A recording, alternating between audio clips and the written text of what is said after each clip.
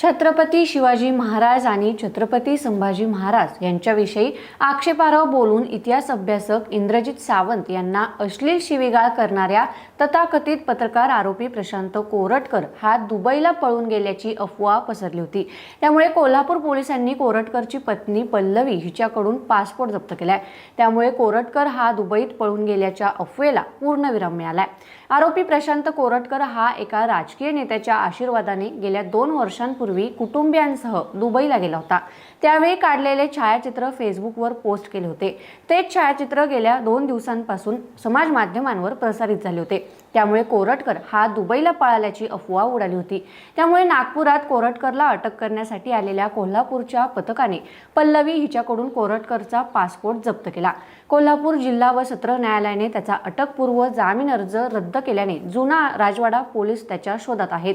मुख्यमंत्री देवेंद्र फडणवीस यांना कोरटकरच्या पसार होण्याबाबत माध्यमांनी प्रश्न विचारले। त्यावर कोरटकर कुठेही गेला तरी पोलीस त्याला पकडतील असा विश्वास फडणवीस यांनी व्यक्त केला आहे।